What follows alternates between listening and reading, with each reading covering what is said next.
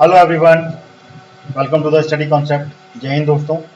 Indian history की पहली class जो कि मैं शुरू करने जा रहा हूं, जिसमें कि आधुनिक भारत का टॉपिक जो कि गवर्नर जनरल ऑफ इंडिया 1772 से लेके 1858 के बीच में जितने भी गवर्नर जनरल ब्रिटिश उपनिवेश काल के समय में आए और उनके समय में कौन कौन सी घटनाएं घटी जो कि इम्पोर्टेंट है आपके एग्जाम्स के माध्यम से, तो वो सभी मैं इसमें कवर करने वाला हूं। तो आप सभी स्टूडेंट जो कि सिविल सर्विसेज की तैयारी कर रहे हैं या फिर अन्य एग्जाम की तैयारी कर रहे हैं, उनके लिए बहुत ही ज़्यादा इंपॉर्टेंट वीडियो रहेगा ये, और पूरी क्लास बहुत ही ज़्यादा इंपॉर्टेंट रहेगी। तो लगातार मेरी क्लासेस के साथ में जुड़ने के लिए आप मेरा चैनल स्टडी कॉन्सेप्ट सब्सक्राइब कर लें, अगर अभी तक आपने नहीं किया है तो। ऑल नोटिफिकेशन के साथ में कीजिएगा, जिससे कि आपके एक भी वीडियो स्किप नहीं होंगे। और वो सभी विद्यार्थी जो कि लगातार अपने एग्जाम की तैयारी कर रहे हैं, मेरी क्लास के माध्यम से आप इंडियन हिस्ट्री के सारे टॉपिक, सभी सब्जेक्ट, सभी चैप्टर्स कवर कर पाएंगे जो कि आप अपने एग्जाम की तैयारी के लिए कर रहे हैं। तो बहुत ही इंपॉर्टेंट टॉपिक है। एग्जाम्स में क्वेश्चन जरूर बनते हैं गवर्नर जनरल की घटनाओं पर आधारित, किस गवर्नर जनरल के समय में कौन कौन सी घटनाएं घटी। तो वीडियो को अंत तक देखिएगा और वीडियो को लाइक और शेयर करना नहीं भूलिएगा, और साथ ही साथ मेरे चैनल स्टडी कॉन्सेप्ट को ऑल नोटिफिकेशन के बेल आइकन के साथ में आप सब्सक्राइब जरूर कर लें। चलिए शुरू करता हूं मैं अपना ये वीडियो, जिसमें कि मैं लेकर आया हूं गवर्नर जनरल ऑफ इंडिया जो कि 1772 से लेकर 1858 के बीच में जितने भी गवर्नर जनरल रहे, इंपॉर्टेंट गवर्नर जनरल जिनके समय में जो घटनाएं घटी हैं जो कि वाकई में इंपॉर्टेंट है एग्जाम्स के माध्यम से, इनके क्वेश्चंस अक्सर एग्जाम में पूछे जाते हैं, वो सारे मैं एक के बाद में एक इंपॉर्टेंट घटनाओं के साथ में आपके सामने रखूंगा। तो वीडियो को अंत तक जरूर देखिएगा। चलिए शुरू करते हैं। सबसे पहला गवर्नर जनरल जो कि रहे वारन हेस्टिंग, जिनका कार्यकाल 1772 से लेकर 1785 के बीच में रहा। ध्यान रहे, ये पहले गवर्नर जनरल थे जो कि बंगाल के बने थे। शुरू में बंगाल के ही गवर्नर जनरल का प्रोविजन रखा गया था। तो शुरुआत में 1772 में इनकी नियुक्ति की गई थी बंगाल के गवर्नर जनरल के समय में। तो 1773 में इनके समय में जो कार्य हुए थे वो होते रेगुलेटिंग एक्ट। रेगुलेटिंग एक्ट जो था वो लागू किया गया। उसके बाद में 1774 में कलकत्ता उच्चतम न्यायालय की स्थापना की गई। बहुत ही इंपॉर्टेंट है, एग्जाम में पूछा जाता है। तो कलकत्ता उच्चतम न्यायालय की जो स्थापना हुई थी वो 1774 में वॉरेन हेस्टिंग के समय में की गई थी। उसके बाद में 1776 में पुरंदर की संधि जो कि वॉरेन हेस्टिंग के कार्यकाल में ही घटी थी। साथ ही साथ 1781 में कलकत्ता मदरसा की स्थापना की गई थी। मदरसा यानी कि मुस्लिमों के लिए जो शिक्षा की व्यवस्था है, मुस्लिम समुदाय के लिए शिक्षा की व्यवस्था की गई थी कलकत्ता मदरसा की स्थापना करके।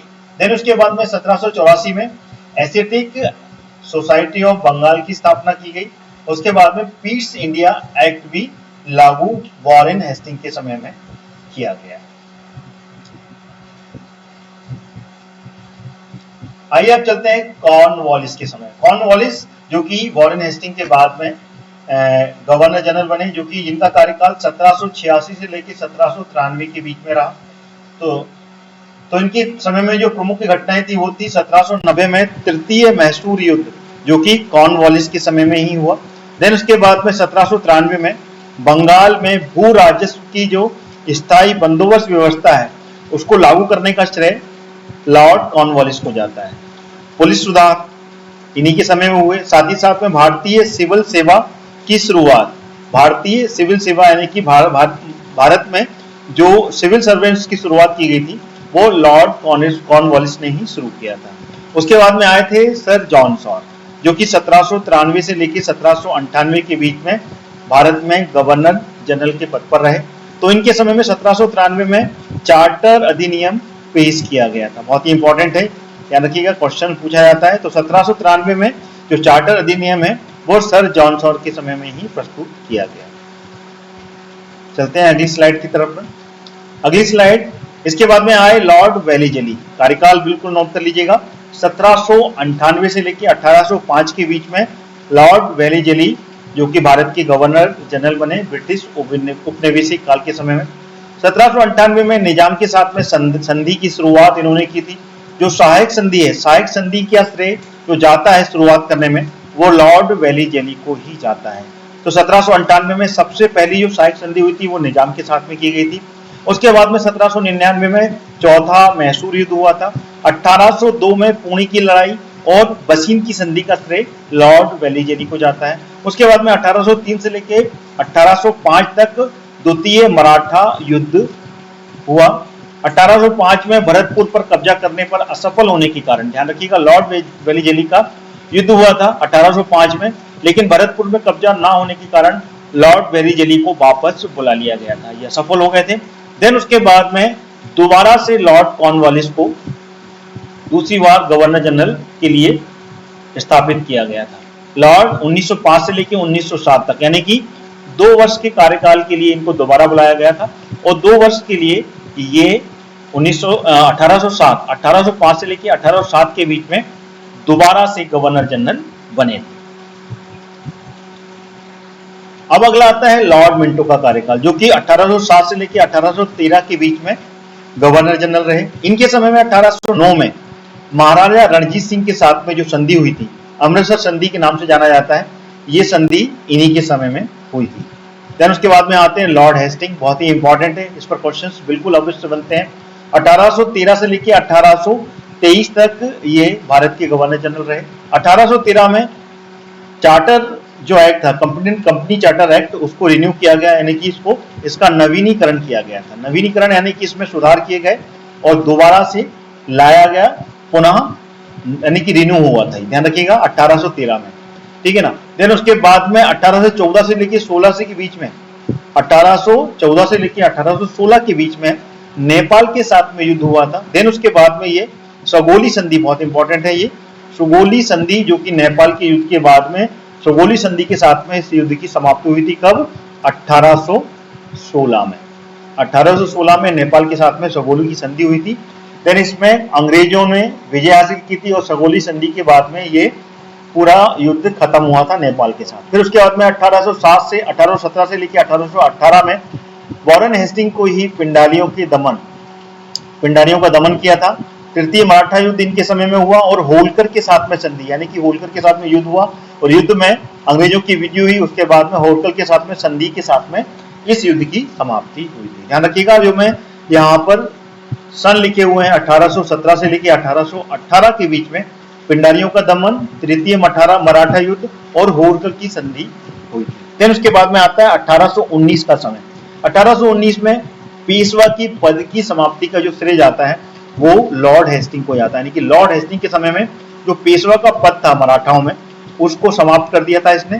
फिर 1823 में, यानी कि 1813 से लेकर 1823 के बीच में वॉरेन हेस्टिंग रहे, लेकिन 1823 में एडम्स को कार्यवाहक गवर्नर जनरल के रूप में नियुक्त किया गया था, यानी कि उस समय परमानेंट कोई नियुक्ति नहीं की गई थी, तो कार्यवाहक गवर्नर जनरल के रूप में काम किया था किसने? एडम्स ने 1823 में। वीडियो पसंद आ रहा है तो वीडियो को लाइक और शेयर जरूर कीजिएगा। अगला क्वेश्चन, अगला जो गवर्नर जनरल रहे, जब लॉर्ड एडम्स को कार्यवाहक गवर्नर जनरल बनाया गया, देन उसके बाद में फिर लॉर्ड हैमररेस्ट को गवर्नर जनरल की नियुक्ति मिली, जो कि 1823 में उसी समय के लिए, कुछ समय के लिए एडम्स को बनाया गया था।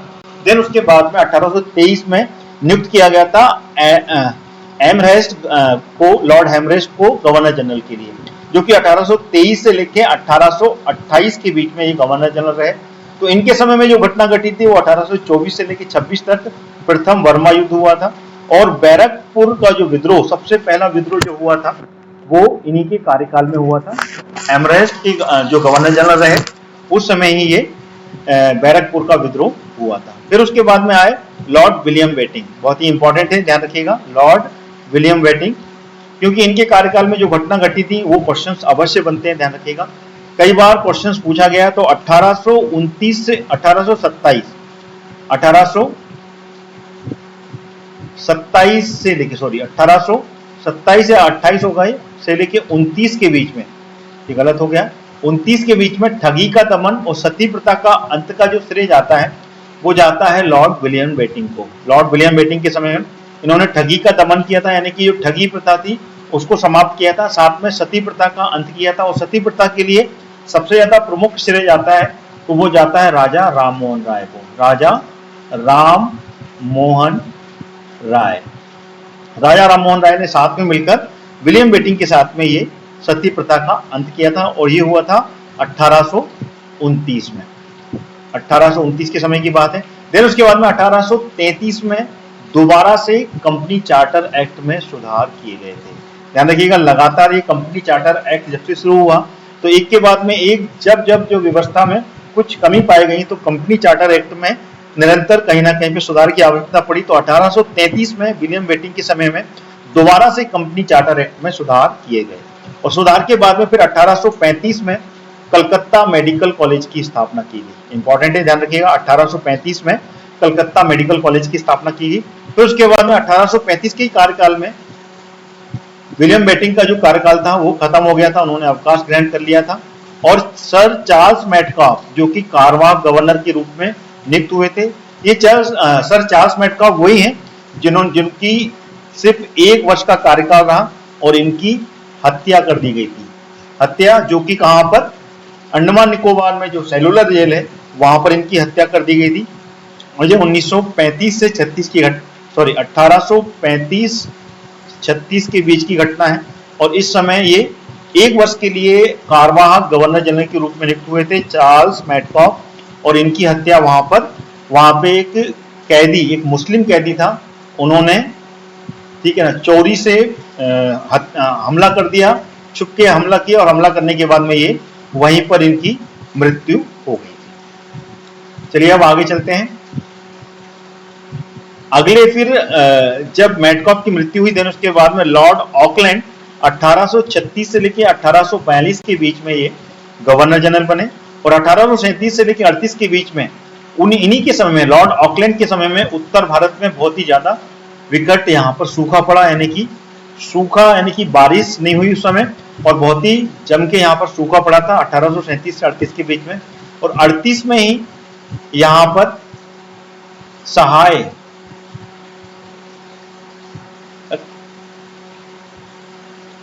अंग्रेजों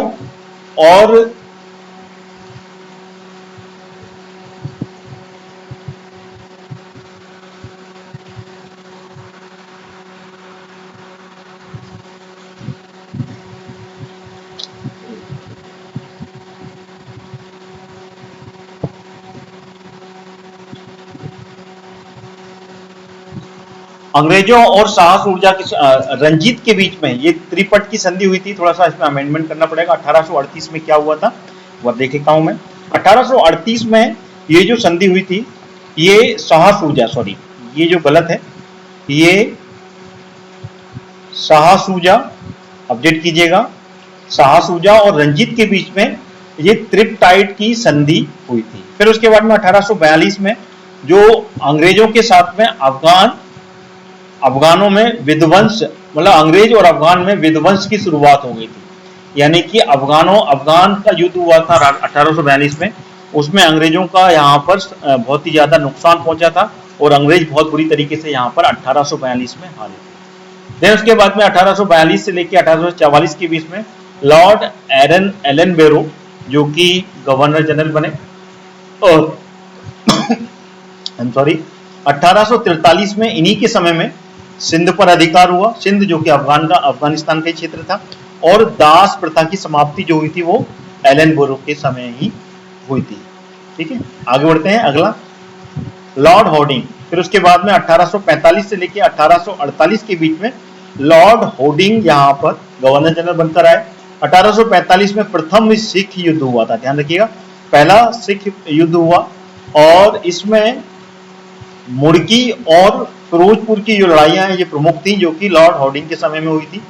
फिर उसके बाद में आए लॉर्ड डलहौजी। 1848 से लेकर 56 के बीच में लॉर्ड डलहौजी यहाँ पर गवर्नर जनरल बनकर आए, और 1848 में द्वितीय सिख युद्ध जिसमें कि मूलराज ने विद्रोह किया था। फिर उसके बाद में इस युद्ध में इनकी हार हो गई थी।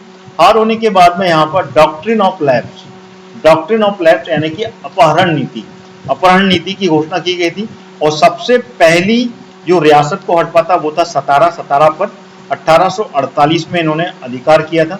उसके बाद में 1849 में पंजाब पर अधिकार किया, जैतपुर पर और संबलपुर पर भी अधिकार किया। ध्यान रखिएगा, ये जो डेट बता रहा हूँ, ईयर बता रहा हूँ, ये बहुत ही ज्यादा इंपॉर्टेंट है। 1848 में सतारा सबसे पहली रियासत को हड़पा था, फिर उसके बाद में 1849 में पंजाब पर अधिकार किया। उसके बाद में जैतपुर और संभालपुर पर भी अधिकार जो है 1849 में किया गया। उसके बाद में आता है 1850, जिसमें कि सिक्किम के एक भाग को, ठीक है ना, यहाँ पर युद्ध हुआ। युद्ध के बाद में एक भाग को दंड के रूप में शामिल किया गया, यानी कि इनको पनिशमेंट दिया गया और पनिशमेंट के बाद में दंड के रूप में सिक्किम का एक भाग अपने अधिकार में ले लिया। उसके बाद में 1851 बहुत इंपॉर्टेंट डलहौजी, ध्यान रखिएगा, डलहौजी जिनके समय में डॉक्ट्रिन ऑफ लैप्स की शुरुआत हुई और काफी ऐसी रियासतें थी जिन पर भी इन्होंने डॉक्ट्रिन ऑफ लैप्स जारी किया गया और उनको अपने कब्जे में लिया। द्वितीय बर्मा युद्ध हुआ था 1851 में, ठीक है ना, जिसमें कि बाजीराव द्वितीय की मृत्यु के बाद में मराठाओं की पेंशन भी समाप्त कर दी गई 1851 में, ध्यान रखिएगा, द्वितीय बर्मा युद्ध। उसके बाद में बाजीराव द्वितीय की मृत्यु हुई और बाजीराव द्वितीय की मृत्यु के बाद में 1851 में जो मराठाओं को पेंशन जारी की गई थी उस पेंशन की पूरी तरीके से यहाँ पर न्यूट्रल कर दिया गया और पेंशन को यहाँ पर समाप्त किया था। कब? 1851 में। आगे बढ़ते हैं, डलहौजी, उसके बाद में आए लॉर्ड डलहौजी, जो कि 1848 से लेकर 1858 के समय में इनका कार्यकाल रहा। 1856 तक इनका कार्यकाल रहा।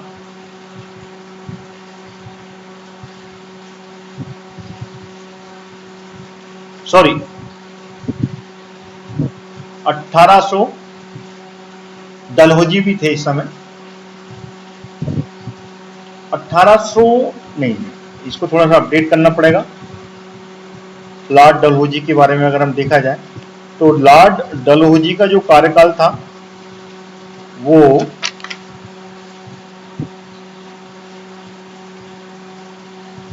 1856, हाँ ठीक है, बिल्कुल सही है, 1848 से लेकर 56 के बीच में लॉर्ड डलहौजी भी रहे थे।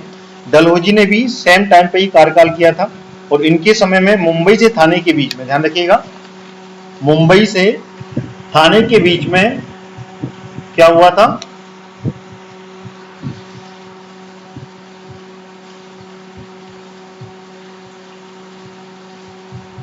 मुंबई से 1853 की बात है, मुंबई से थाने के बीच में पहली रेलगाड़ी की शुरुआत की गई थी। कलकत्ता और आगरा के बीच में टेलीग्राफ लाइन की शुरुआत हुई, बहुत इंपॉर्टेंट है। कलकत्ता और आगरा के बीच में पहली टेलीग्राफ लाइन की शुरुआत जो हुई थी वो डलहौजी के समय हुई थी। झांसी और नागपुर पर भी अधिकार डलहौजी के समय में, यानी कि लगातार जो घटनाएं घटी लॉर्ड डलहौजी के समय में, जो कि 1848 से लेकर 1856 के बीच में रहे, तो उस समय की ये घटना 1853 में है, यानी कि 53 में झांसी और नागपुर पर भी अधिकार किया गया। उसके बाद में निजाम के द्वारा, जो निजाम जिस समय की इनका अधिकार बरार पे था, बरार यानी कि महाराष्ट्र यानी कि मध्य प्रदेश के दक्षिण में जो बरार क्षेत्र था उसका समर्पण किया गया, यानी कि डॉक्ट्रिन ऑफ लैप्स जिसके लिए डलहौजी पूरा जिम्मेदार थे। डलहौजी के समय में ही डॉक्ट्रिन ऑफ लैप्स आया, तो 53 में ये घटना घटी, यानी कि बरार पर भी इन्होंने अधिकार लिया। उसके बाद में कंपनी चार्टर एक्ट को रिन्यू 1853 में किया गया।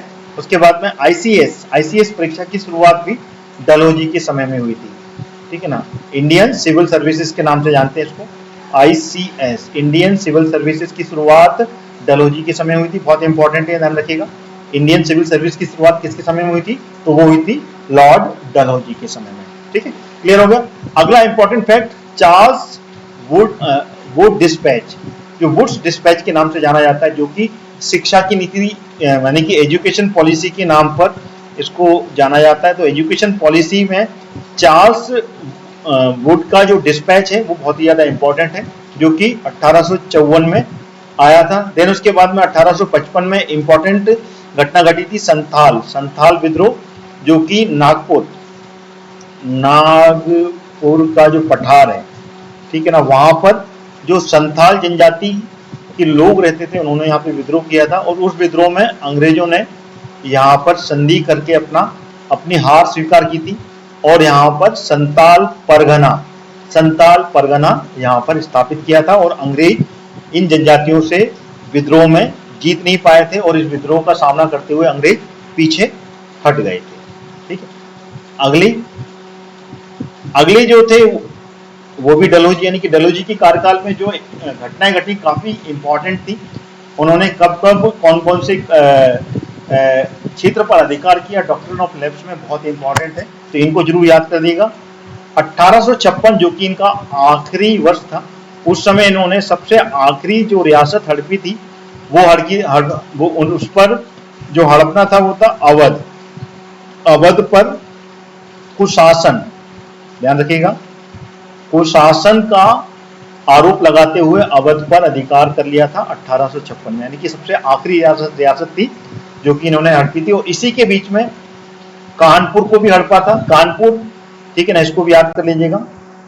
कानपुर जो कि 1854 पर हड़पा था।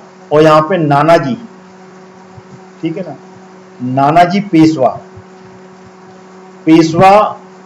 का राज था कानपुर में, और इनका साथ दिया था तात्या टोपे ने। तो 1854 में कानपुर को भी हड़पा था, इसको भी याद कर लीजिएगा। और Indian university act Lord Dalhousie के समय में आया, ये भी याद रखिएगा। और क्या, रिलीजियस डिसेबिलिटी एक्ट, यानी कि जो रिलीजियस यानी कि धार्मिक स्वतंत्रता, ठीक है ना, धार्मिक स्वतंत्रता पर जो एक्ट था, डिसेबिलिटीज एक्ट, वो लागू किया गया था डलहौजी के समय में। और हिंदू विडो रीमैरिज एक्ट, यानी कि हिंदू पुनर्विवाह, हिंदी में अगर देखा जाए तो इसको बोलते हैं हिंदू पुनर्विवाह कानून, पारित किया गया था, वो भी डलहौजी के समय में। कब हुआ था ये 1856 में हुआ था।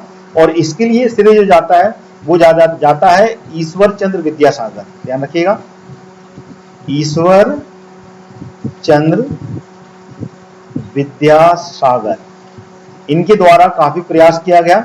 और उसके बाद में 1856 में इन्होंने सबसे पहला विवाह किया था, मतलब विधवा का, वो दिसंबर 1856 में सबसे पहला विवाह किया था।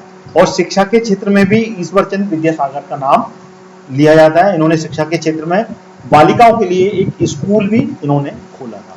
उसके बाद में सबसे आखिरी जो गवर्नर जनरल रहे वो रहे थे लॉर्ड कैनिंग, क्योंकि दिन इसके बाद में वायसराय पद भी आ गया था, यानी कि ये आखिरी गवर्नर जनरल भी थे और पहले वायसराय भी कैनिंग ही बने। यानी कि 1856 से लेकर 1862 के बीच में ये आखिरी गवर्नर जनरल भी रहे और पहले वायसराय भी नियुक्त किए गए। तो 56 से लेकर 57 के बीच में ये गवर्नर जनरल रहे। और 1858 से लेकर 1862 के बीच में ये वायसराय बने। यानी कि उसके बाद में जब 1857 का जो विद्रोह हुआ, जो कि सिपाही विद्रोह के रूप में जाना जाता है, ठीक है ना, सिपाही विद्रोह जो कि 1856 में जो इनफील्ड रफाल का जो विवादास्पद कारतूस था जिसका प्रयोग किया गया था, उस विवादास्पद कारतूस जिसमें कि जानवर की चर्बी का उपयोग किया गया था, जिसको कि मुंह से छीलकर हमें उस कारतूस का उपयोग करना पड़ता था, जिससे कि सिपाहियों में विद्रोह हुआ। और विद्रोह हुआ था 1857 में। उस विद्रोह के समय में जो गवर्नर जनरल थे वो लॉर्ड कैनिंग थे, और जो कि, ठीक है ना, और साथ में कलकत्ता, मुंबई और मद्रास यूनिवर्सिटी की स्थापना का जो श्रेय है वो भी लॉर्ड कैनिंग को दिया जाता है। लॉर्ड कैनिंग के समय में ही कलकत्ता, मुंबई, और मुंबई या फिर बम्बई बोल सकते हैं, उस समय बम्बई नाम था, मुंबई तो अभी नाम बदला है, बम्बई और मद्रास यूनिवर्सिटी की स्थापना लॉर्ड कैनिंग के समय में हुई। फिर उसके बाद में 1858 में विक्टोरिया शासन, यानी कि जो ईस्ट इंडिया कंपनी के साथ में जो एक्ट था, ईस्ट इंडिया कंपनी की शुरुआत की थी, उसका पूरा का पूरा जो राइट्स थे, जो पावर थे, वो रानी विक्टोरिया ने ले लिए थे। और 1858 में चार्टर एक्ट 1858 लागू किया गया। देन उसके बाद में ईस्ट इंडिया कंपनी को समाप्त करते हुए वायसराय पद, यानी कि गवर्नर जनरल का पद समाप्त हुआ, और पूरी की पूरी जो सरकार कंट्रोल करनी थी वो कंट्रोल किया गया फिर विक्टोरिया शासन, यानी कि पूरे इंग्लैंड से ही हर चीज को कंट्रोल किया 1858 में। तो 1858 में इलाहाबाद, ध्यान रखिएगा, इलाहाबाद में, ठीक है ना, जो इलाहाबाद में उस आदेश को लॉर्ड कैनिंग के द्वारा पढ़ाया गया। और 1858 के बाद में वायसराय पद सृजित किया गया। और उसके बाद में कैनिंग ही 1858 से लेकर 62 के बीच में ये वायसराय के पद पर रहे। तो ये थे कुछ इंपॉर्टेंट गवर्नर जनरल जो कि मैंने आपके सामने यहाँ पर रखे। वीडियो कैसा लगा आपको? और इसी तरीके के इंपॉर्टेंट वीडियो के लिए आप लगातार मेरे स्टडी कॉन्सेप्ट चैनल के साथ में जुड़े रहें। और अभी तक अगर आपने मेरे चैनल को सब्सक्राइब नहीं किया है तो सब्सक्राइब कर लें, क्योंकि लगातार मेरे चैनल के माध्यम से आप विद ऑल फैक्ट्स, ये सारे के सारे Indian history, geography, Indian polity और साथ में मध्य प्रदेश जीके के मैं लगातार वीडियोस लेके आता हूं। लगातार वो सारे टॉपिक्स मेरे इस चैनल के माध्यम से आप कवर कर पाएंगे। तो मेरे चैनल के साथ में बने रहें और आप अपने कमेंट्स के माध्यम से मुझे बताएं कि वीडियो में आपको कि कैसा लगा, और साथ ही साथ मेरी वीडियो को लाइक और शेयर करना नहीं भूलें। जय हिंद। अगला वीडियो लेके मैं फिर हाजिर होऊंगा। तब तक के लिए आप लगातार मेरे चैनल को ट्यून कीजिए और वो सारे इंपॉर्टेंट वीडियो आप प्लेलिस्ट से देखकर अपनी एग्जाम की तैयारी कर सकते हैं। तो अगला वीडियो लेकर फिर मैं हाजिर होऊंगा। जय हिंद, जय भारत।